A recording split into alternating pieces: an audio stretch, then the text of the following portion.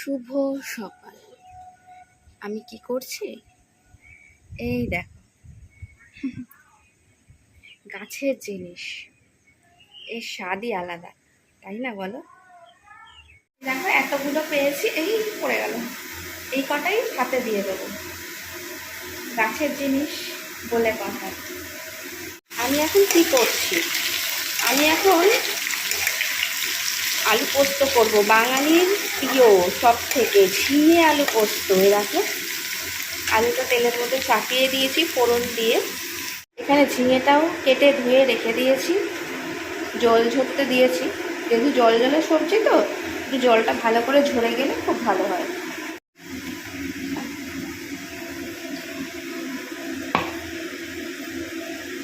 দেখো পোস্তটা আমার পেস্ট হয়ে গেছে।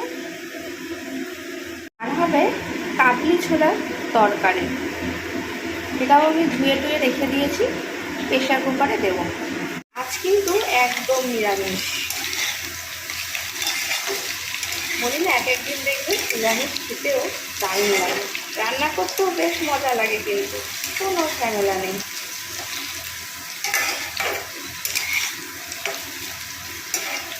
যদিও বা বাঙালির সেরা সব থেকে প্রিয় এই ঝিঙে আলু পোস্তর সঙ্গে একটু ডাল হলে ভালো হতো, কিন্তু না, যেহেতু কাবলি ছোলার তরকারিটা হচ্ছে ওর জন্য ডাল করবো না।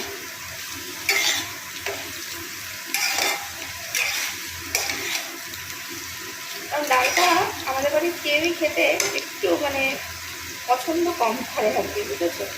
তার জন্য ডাল আর করছি না। সুন্দর করে একটু ঝাল ঝাল করে ঝিঙে আলু পোস্ত করবো।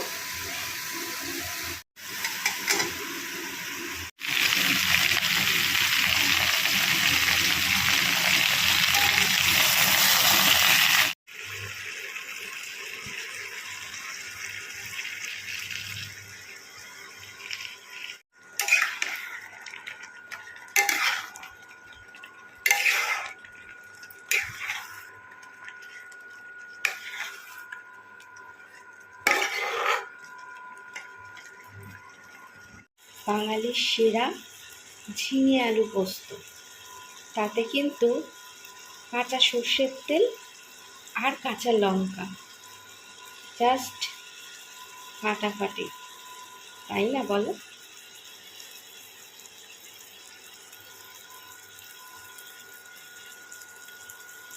আমি কিন্তু ঝিঙে আলু পোস্তটা একদম শুকনো শুকনো করবো, একটু যাতে রস না থাকে, কারণ ঝিঙেটা একটু জল জলে তো, প্রচুর রস বেরিয়েছে, প্রচুর জল। আমি কিন্তু এর মধ্যে এক্সট্রা করে কোনো জল অ্যাড করিনি।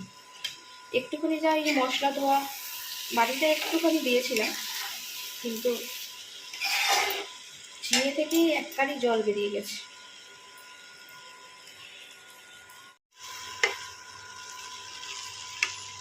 দেখো শুকনো শুকনো কিন্তু হয়ে এসছে, আর কিন্তু বেশি জল নেই।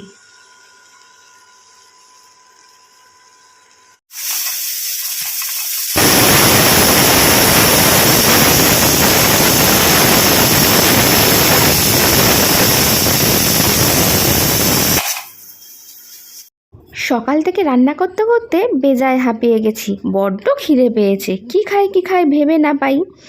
সবাই দাঁত ব্রাশ করতে করতে আমি ততক্ষণ একটু বিস্কিটই খেয়ে নিই, আর কি খাবো।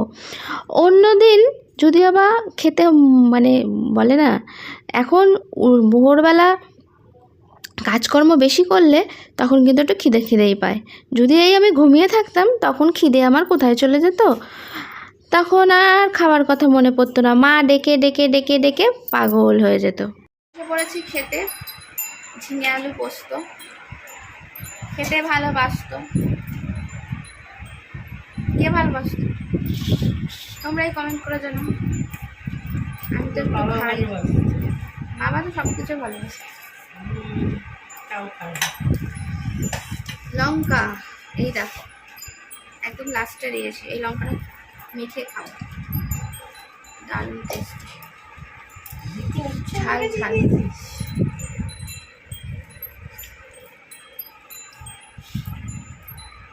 নিচে বসে খাওয়ার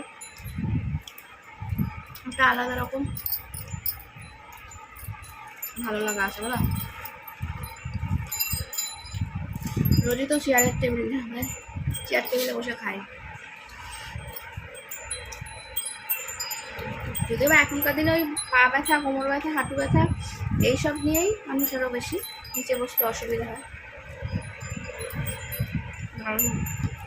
যদি ডাল হতো পুরো বেশি হয়ে যেত।